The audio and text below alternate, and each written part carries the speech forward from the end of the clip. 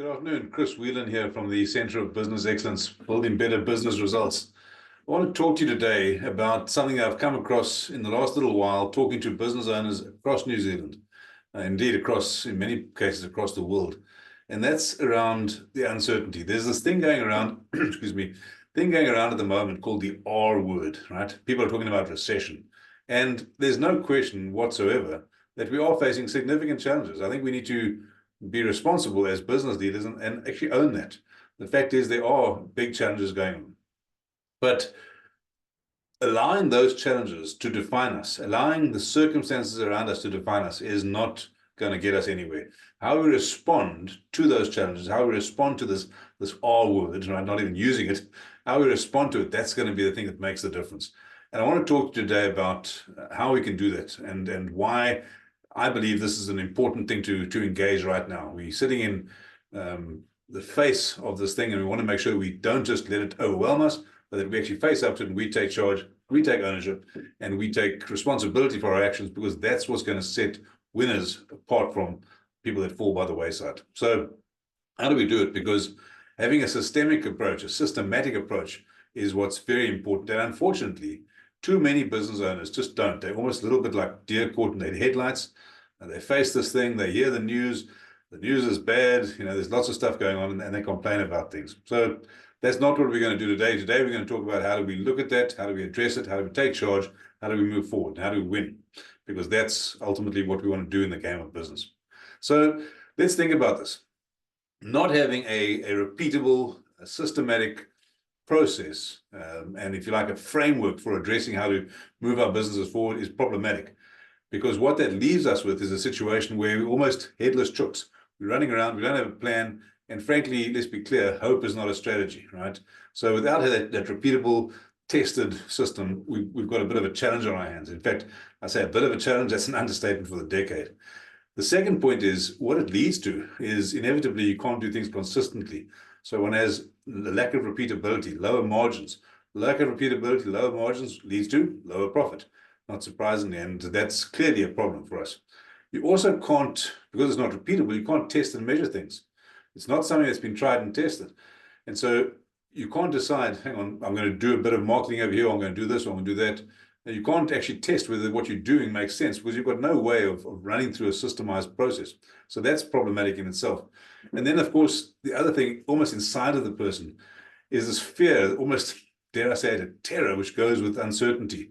Where's my next client coming from? Where's my next sale coming from? How am I going to do this? How am I going to do that? How am I going to survive the next 12 to 18 months? And clearly, that can be really, really debilitating. We've all heard stories, during the COVID pandemic, where we heard stories about people doing drastic things because they were terrified. They didn't know what to do. And we don't want to be in that situation. And as a business coach, as a business leader, I'm saying to you, you don't have to be in that situation.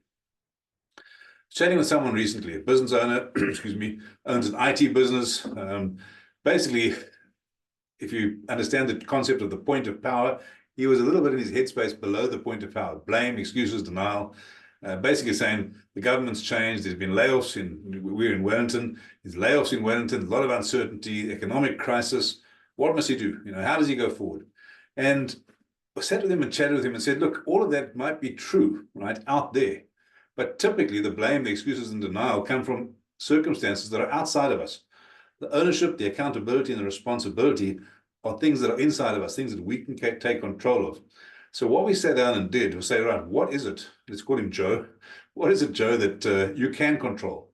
And that's the first point. How can you respond to what you're seeing in the market? Is the second point. And then the third point that we discussed was, what is the size of his vision? What is the size of the thing that he's trying to achieve in life? Not just in terms of money, right? That's important, but not just in terms of money. What is the size of the vision that he's trying to achieve in terms of the life he wants to build with his company? And when we did those things, he took a step back and, oh, hang on, I hadn't really thought about that. Hadn't really thought about the fact that he can control certain things. He can take decisions around his marketing. He can test and measure whether that's working or whether it's not working. And if it's not, adjust, right? It's like a sailor sailing across the ocean. When the wind changes direction, he or she doesn't just sit there and say, well, hang on, I've got to give up and drift along the boat. They make decisions on what they're seeing, what the circumstances are, and then they make adjustments. And so that's what he did. The result of which is that his IT business has gone from 3 or 4 people probably 12 months ago to 5 now, and on the road to going even bigger than that.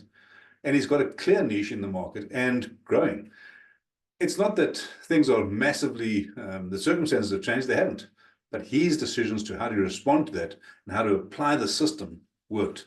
So here's what I know, right? I said that where hope's not a strategy, but similarly, where you put your focus, that's where your energy goes to as well.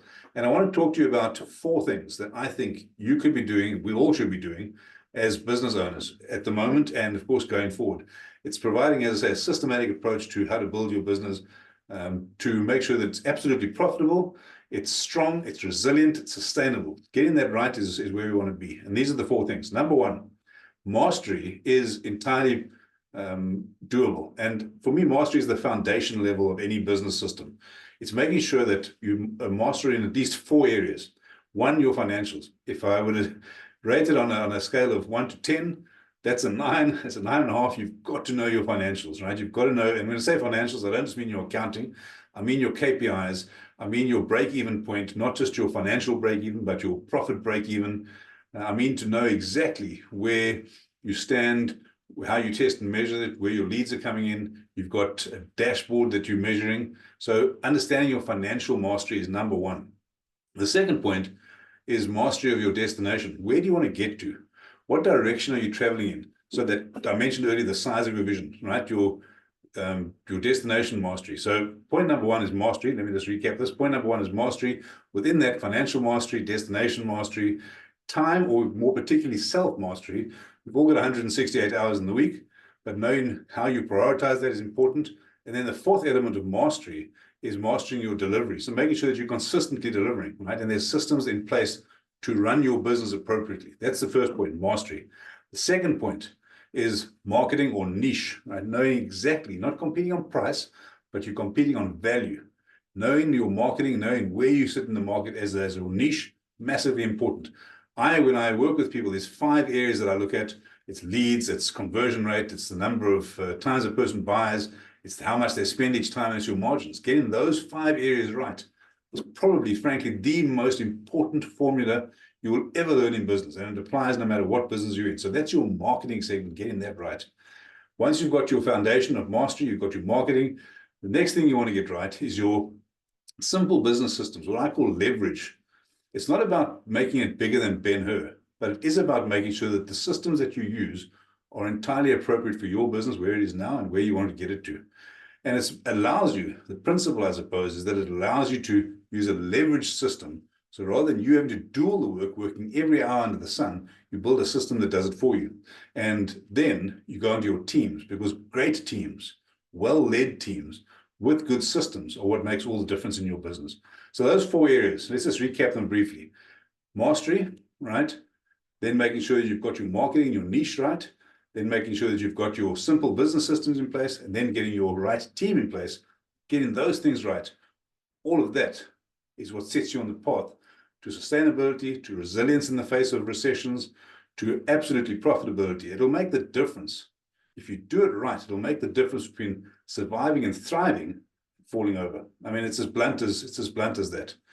All of this forms part of what I, as a business coach, call the 6 steps to building a profitable, sustainable business. And if we go back to where we started, the lack of clarity, the lack of certainty, a repeatable, tested process that I've just described puts you in control. So that's a massive benefit. The second point, of course, is that it does then affect your margins. It does mean that you've got repeatability, you can measure it, you can test it, so your margins get better, your profit gets better. And the third thing is that you get clarity, control, and certainty. You're not sitting there at 3 o'clock in the morning wondering how you're going to pay your staff. You're not sitting there at 3 o'clock in the morning wondering how you're going to get to the end of the week or end of the month. Are you going to survive until talking to someone this morning? He's worried he's then, every time he's focused on the 20th of the month so that he can get paid or can pay his staff. The system that I've just described takes that away from you and gives you clarity and certainty. It means you know you're going to get there. And of course, that then leads to perhaps the biggest benefit is the removal of fear, the removal of the terror of how the hell am I going to do this? If any of this resonates with you, and I hope it does, feel free to give me a shout. book a time in my calendar. Let's have a conversation. I'd be very happy to talk to you about what this looks like in your business, so you can make sure that over the next 12 to 18 months, you're not sitting there like a chook in the headlights or deer in the headlights with a headless chook. And we can make sure that in your business, you've got the right systems, you've got the right financials, you've got the mastery, got the foundations, all the things we've just spoken about, because that is the game of business that we're in. And that's why we're here to help you. All the very best. Have a fantastic week. Bye-bye.